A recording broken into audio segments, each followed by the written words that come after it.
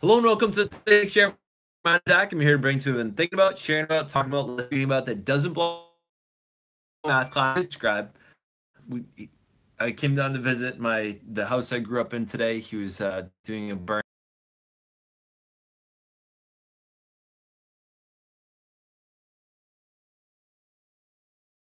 Burning Okay. means them sometimes.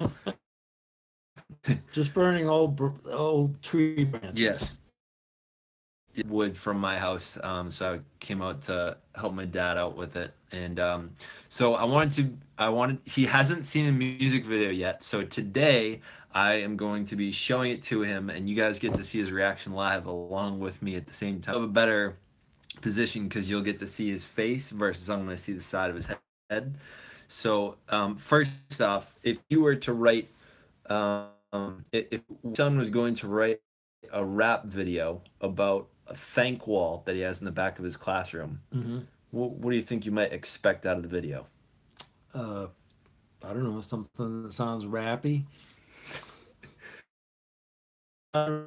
Something, rap beat to it. How I don't know what to. how good do you be? Oh, I'm sure it's awesome. Awesome as in like you're being really facetious and like semi-deprecating, or like you No, actually no. think it's gonna be awesome? Yeah, no, like, I've seen your work before. You do awesome work. Thanks, So, Dad. no, it's not facetious. Don't feel like you have any obligation to sugarcoat things. Feel free to be honest with me. And Okay. audio that are gonna watch this and say this video you're about to watch is garbage. So don't be afraid to do that. So what I'm gonna do so that you guys can see the same thing that he's watching at the same time is just hook up, get ready. Don't hit play yet. I'm gonna be putting on the same time so you can see what he's watching. All right, ready to hit play? One, two, three.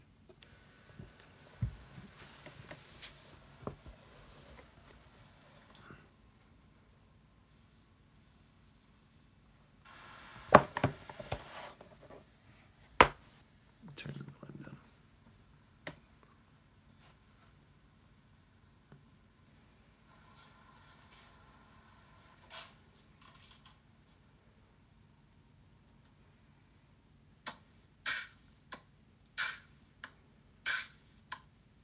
Yo, stop that beatboxing. Get thank you, you know. What you think? Turn off back. This is stupid. Why we gotta rev everything? Why we gotta talk about them? How we gotta rev everything? No, this is so stupid. Why we gotta do this? Not why we gotta come short thing. Don't. It's not stupid. You know what? Bring that beat again. That wall is So beautiful. my classroom, I teach math class. If you're one of my students, you ain't gotta ask, what's that neon bulletin posted in the back? You think we like to walk around and waste time in class? Ha! Thought you thought there for a second. You thought these were just colors and posted up with no message. Daily during lunch block, they answer the question, what you thankful for? I swear I got a mission. To switch up your point of view and your self-disposition. I'm thankful for technology and free education. This one's thankful for Fortnite. This one's thankful for the phone. This one's thankful for. Ooh, this one's a little bit inappropriate. See, daily I hear these teens' immature speech. I'd rather kill myself than watch school teach. I think that this is weak and I think that it is whack. You get time to complain and you get all the time to trash. Life up in front of you, you can't even see. But life sucks. Might I intrude on this, please? We'll shape up this attitude with some gratitude. Let that infuse. Maybe you got something bruised. Some pain and plenty pity and some troubled truth. Distracted by the headlines on the local news. Hearing artists hating, sipping, breaking rules. Shift that mind, take that time, find the words that lurk somewhere inside. I know it's hard, but you gotta try, keep on flying. There you find another pair of my eyes. The grass is plenty green all over this side. Now you're not so blind, so time and time again we ride. Hold up. See, the grass is plenty green, plenty green, plenty green. What's in your DNA? You even thinking straight? Do you need to cry about how your phone died and dealing with tripping over codeless phone lines? Look inside. Behind these rhymes, I might try to beautify the lens that you look through all day and night. It's just your mind saying you hate and saying it's painful living in the United States. And y'all ain't even face to face with real incrimination. Y'all painfully debating over the deer puppy filtration. Or cutting combat next to towers tilted while you're forgetting about your blessings. Forgetting about the cousins you spent trust with combusting over trolls in the Instagram comments. I don't think you know just how good you have it. Don't get me started regardless. Another What was that, 8 Mile? Be thankful for the world and so we may have. Dad just made an Eminem reference. But we stay woke. If you you like this, hit the like button. If you want more, hit the subscribe button. Check out my Gucci Dad, you know I hit the like button. Thank you for watching. Stay weird, humans. Hello and Oh, thank it's you for full watching screen, you that. can't see it That was right my now. second music That's fine. video We'll after cut it the there. Gucci Gang parody music video that I made back on New Year's of 2000. Good work, dog. Dad, do you want me to teach you some of these dance moves? That's interesting. Finding someone to collaborate with. Can I teach you how to whip today? Whip. Tell me you don't want to see this guy learn to whip today. Buddy, Maybe not right now. So what were your overall thoughts on it? I think I liked it a little better than the last one. He's referring to the Gucci Gang video. What did you like about it comparatively to the Gucci Gang video? Well, I liked your interplay of you as the teacher and you as the student. That's true. I guess I didn't really have the opportunity to do that with the Gucci Gang video. I think I'll do more things like that in the future. If you were to improve something on the video, what would you improve? And it could have been like the lyrics, could have been the shots, could have been... I think the black and white, what I call the 8 Mile part, that was not as interesting. Really? Yeah. You didn't find that as interesting? No. See, I did that on... So the reasoning behind that, so there's this video by Kendrick Lamar called DNA, and he... If there weren't swears in it, I would show it on this video, but I'll show it to you later. But he pretty much, he goes kind of a cappella, and he has like a similar... Kendrick Lamar kind of goes on a similar rampage lyrically. That's what I was trying to go after, but it was like the goal of it was sort of to be chaotic. Like the beat was totally off. There was like no like continuity to it. But I'm surprised that you said that. But I am pumped about the fact that my dad just referenced 8 Mile. I did not see that one coming. That's awesome. So for 8 Mile out there, 8 Mile is the movie that Eminem came out with, Marshall Mathers, and it's also where he grew up in Detroit. Let's come in on these comments for a second here. So you got a bunch of them. Hey Dad, I'm the same. Hey Dad, I'm the same. Yeah, this is live. Dad. Oh gee. My son. Didn't know. You not alone. Hey Dad, I'm the same with my son. You not alone. Teach him. He. Hi Pops. Hi. So. Whew. We're back. Sorry for the inconvenience. I plugged it into the outlet that I forgot I had to turn the switch on for. Call Mom. Just let her know that we're live streaming right now. Okay. Or you can send her a text. That works. Hi. So what do you think of what Zach does, teaches and does YouTube? And do you appreciate the impact he has on people's lives? Good to see you, sir. That's Libby from the UK. Oh, hi, Libby. I've heard about you before. So her question is, what do you think of what Zach does, teaches and does YouTube?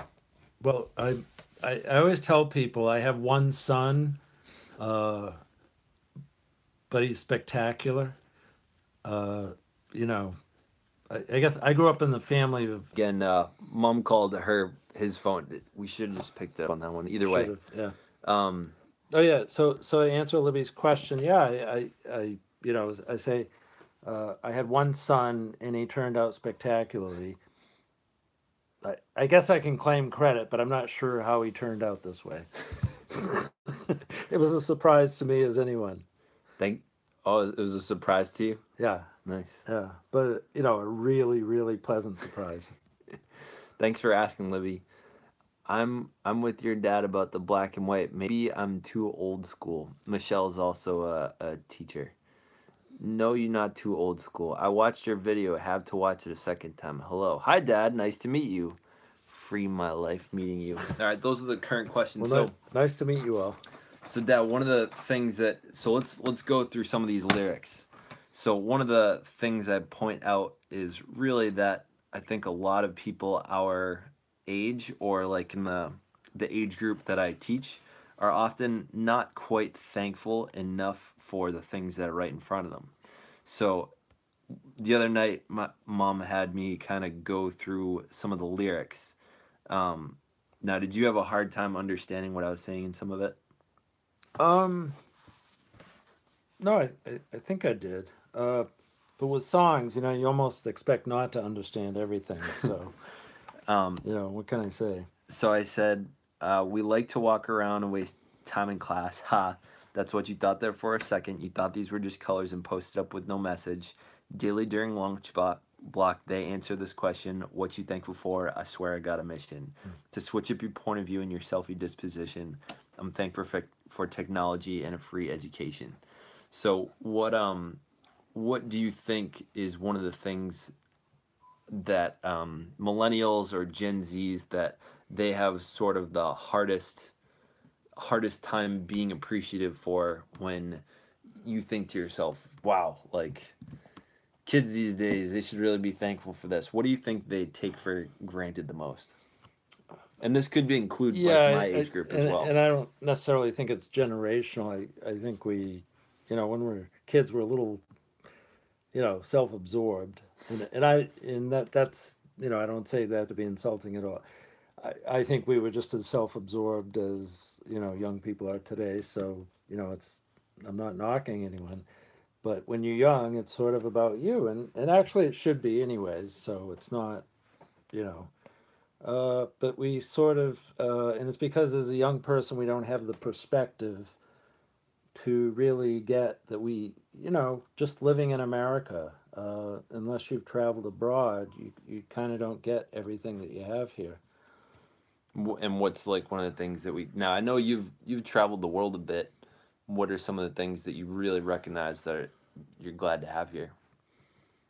Well, just we have a lot of material wealth here that they don't have in other countries, and um, we've kind of got almost, I would say practically almost. I'm sure it's not 100%, but we have almost universal public education, and the vast bulk of it is good. Not everywhere. We have great education. If we take advantage of all the things that we have, you can grow up and be a really functioning part of society and take advantage of everything that's here for you to have. Um, yeah, I mean, just the sheer wealth, but that's not it. Of course, that is not everything. Yeah. I mean, if you don't have character, if you don't have honesty and the work ethic and all and patience and all those things, wealth doesn't really matter so much. But access, I'm an educator, so I'm obviously a little prejudiced that we have access to education in a big way in America. So I would say that's a big thing. And for anyone in the Massachusetts area, he's can you say what college you Yeah, work at? I work at Dean College in Franklin, Massachusetts, and I am a writing tutor there at night. I work part-time, but I work with American students. I work with international students. And you have like a lot of international students, don't you?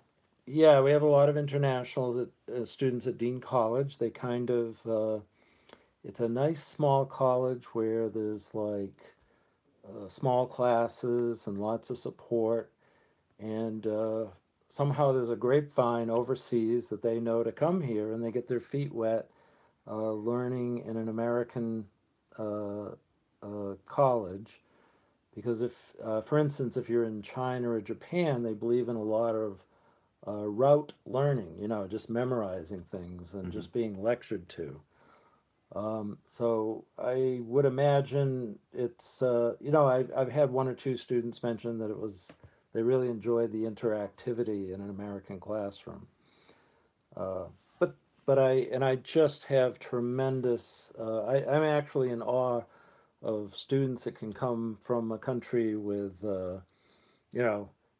if you come from China or Japan, for instance, they don't even know the Latin script. They're learning a language in a completely different script, a totally different language. To learn like science vocabulary. Yeah, I mean, if you come from Europe or many other places, there's a Latin script, and you can there's a different pronunciation if you're from France or Spain or something.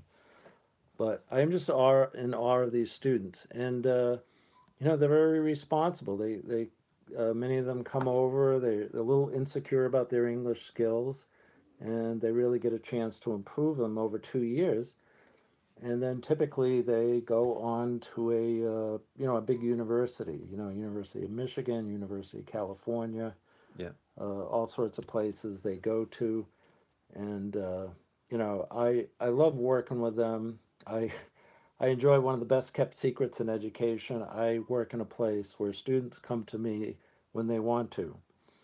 Normally, teachers kind of true. have to teach whoever they get. That's true. And my students, if they're not interested in coming to me, then they don't come to me.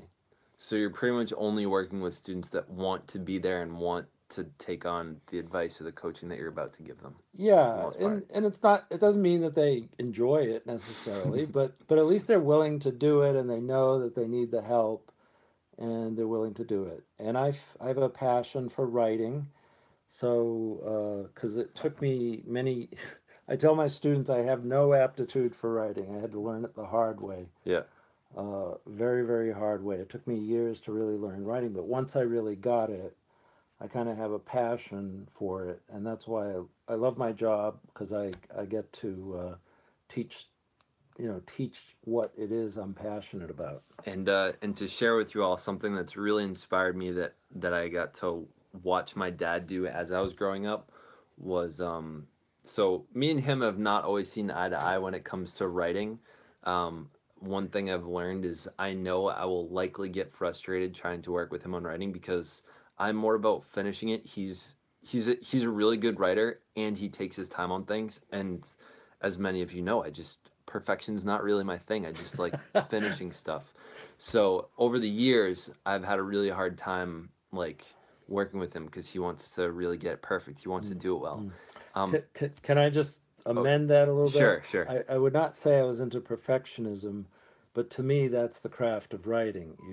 You write a rough draft, and everyone's rough draft, including mine, they're not so good, and you just go over it. I think of it in terms of layers. You go over it again, improve it. You go over it again, improve it.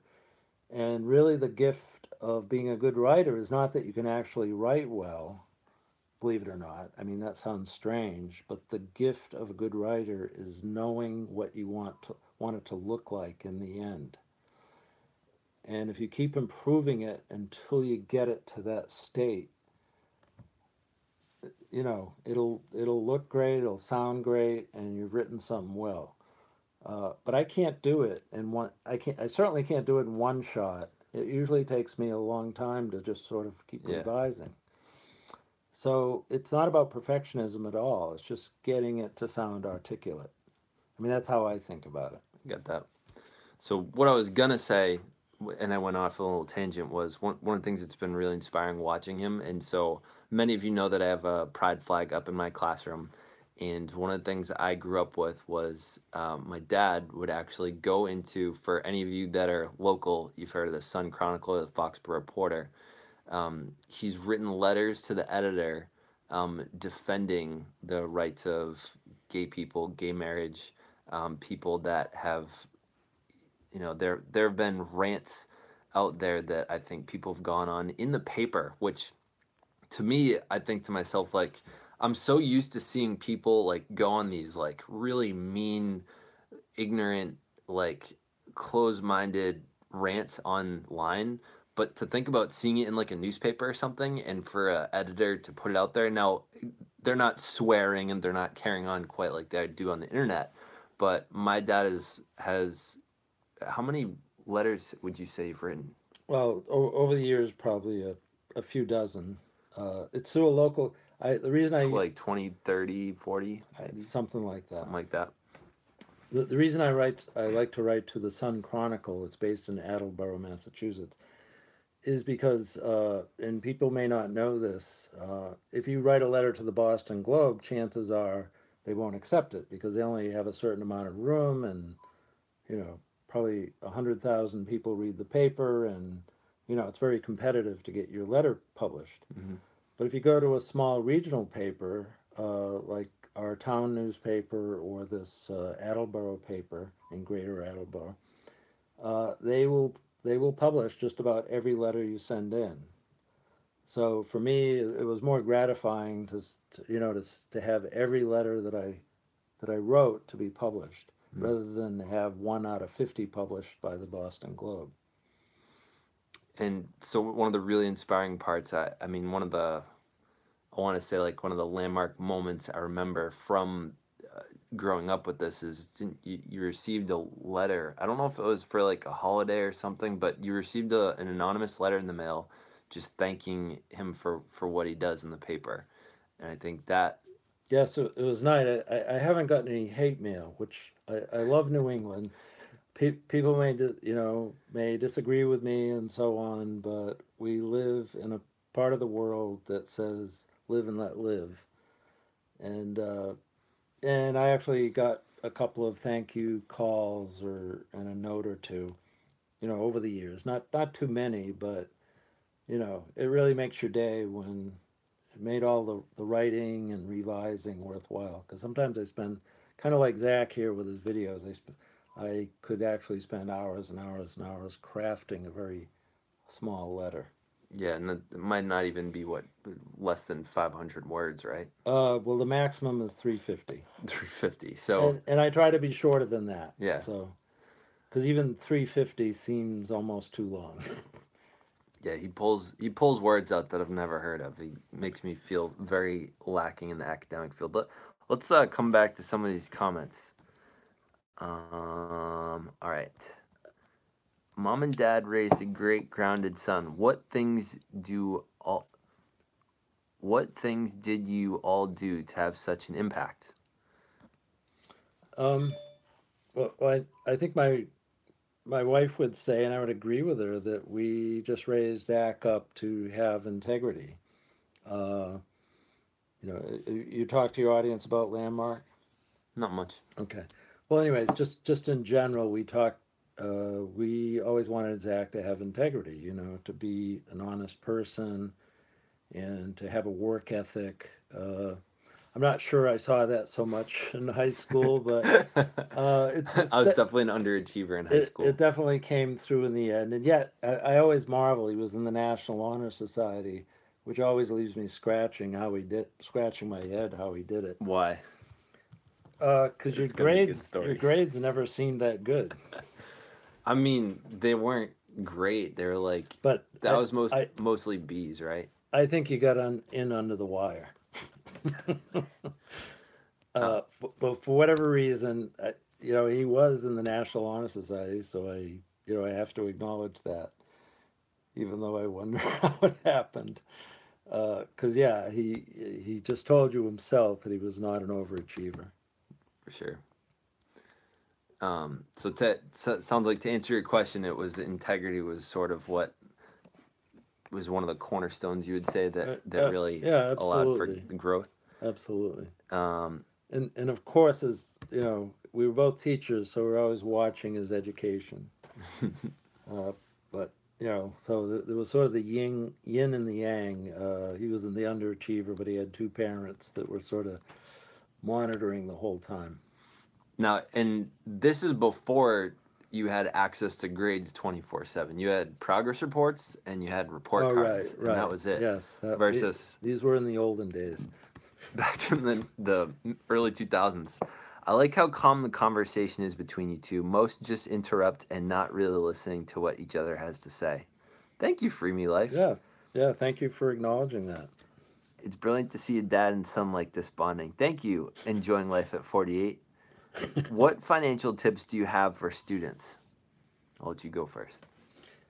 For students. So I'm assuming we're talking like teenage. For high school students. Yeah. Or you could even say, like, what kind of financial advice do you find yourself giving to some of your Dean College students that are in their first, second years of college? I always find that kind of I actually majored in finance in college, even though I became a teacher. So it's something I've always been interested in, but I've always found it's like an alien topic certainly in high school. You talk about earning interest on your money. Of course, interest doesn't really happen nowadays. but it's like even very simple concepts, young people are just not aware of.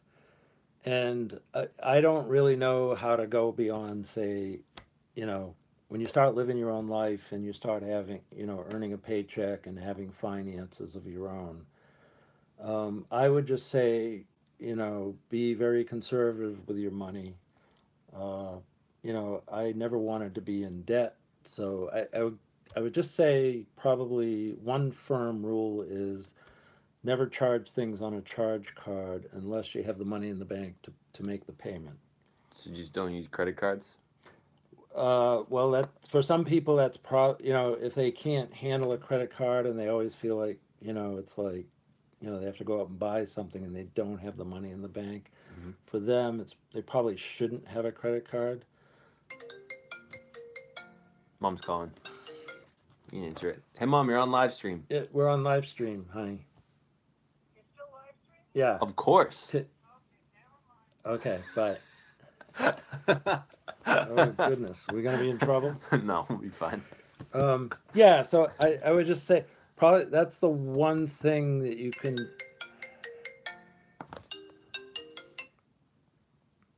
He's a popular human being. Yeah, I don't get this many calls in a day. I have a new life. Yeah, I actually have people calling and texting me. I wasn't always like this. But anyways, just get back to the credit card.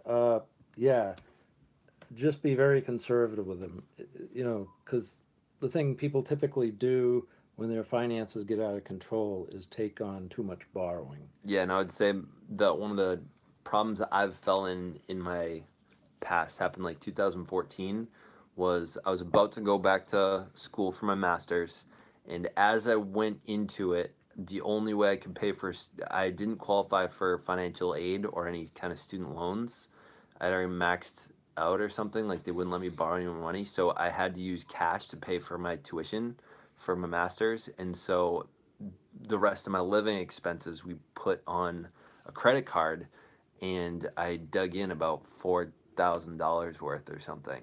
So the furthest financial debt I've had in terms of a credit card, where a lot of credit cards will get you and they'll say, first 12 months free, and then they'll hit you with a 24% interest rate after a year. I was closing in, I was like, I think I only had to pay 24% interest for 1 month. And I was able to get a loan that I was able to use the loan to pay off the credit card, so that I didn't have to, so I wasn't paying off the credit card. So yeah, be careful with credit cards. How old do you have to be for a credit card? 18? I'm not. I feel like they would, if they could, they would issue it to young people because some people in the banking services are. Yeah, one other thing I would say also is that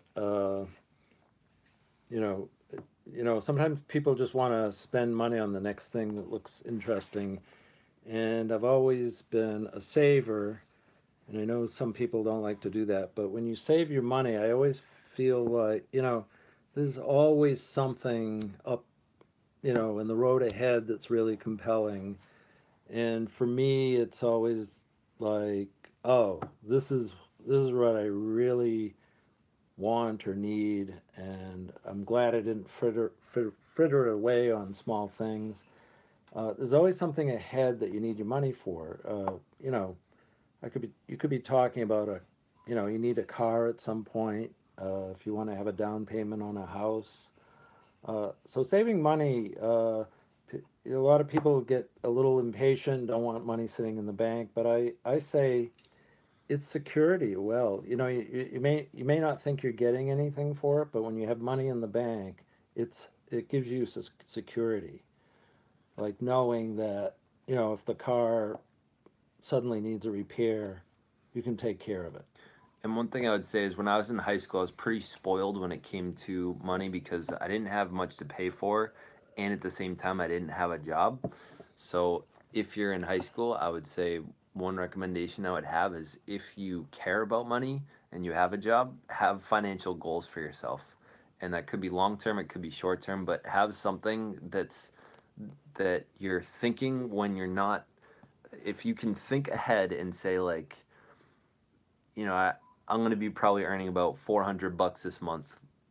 where do I want that to go, and you're having that conversation with yourself and sitting down and thinking about it, you're much more likely to send that $400 where you want it rather than it just being, brought in whatever direction the day brings you. Because sort of like how a lot of people just get owned by their days instead of owning their days. It's just like they're at the mercy of whatever happens throughout their day. And I think our bank accounts are, if we're not planning actively in any way, we're at the mercy of whatever expenditure comes up. Like, hey, you want to go out for pizza? Sure. And then it goes towards pizza. Yeah, we're at the mercy of our whims. Yeah. Right. And if you don't have any kind of plan, then that's where your money's going to end up going. You should make an inspirational college teaching channel called Papa Watson or something like that. I think that would be awesome. I love the bond. Thank you. Who is that? That's Libby. Libby. Thank you, Libby. I love the bond between you two because the shared views, it's because of the people like you that people can live their lives how they want. People such as me. And who is that? That's Libby also. Oh, thanks again. And this is Michelle. Haha, olden days. My graduated in 2011. It was a different world than my younger kids that are only as soon as 10 years younger. Oh, her son. It's changing fast. That's for sure. Those are some good questions. I think it's been 4 years since I've had a smartphone. Yeah, I bought it for you back when I was an engineer. Is that 2015. Yeah. Zach was 3 years. Zach was 3 years ago. Okay.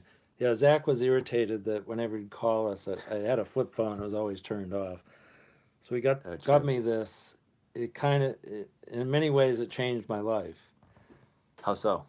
Well, I got into the selfie taking. I love taking selfies. And in the call, it was in the days at college, I would take selfies with my students before they banned that. So I would post lots of pictures and was doing so I was on Facebook. I mean, you were a photographer. I mean, you like had fairly nice cameras before they were like on everyone's phone. Yeah, I've always known what to look for in a picture.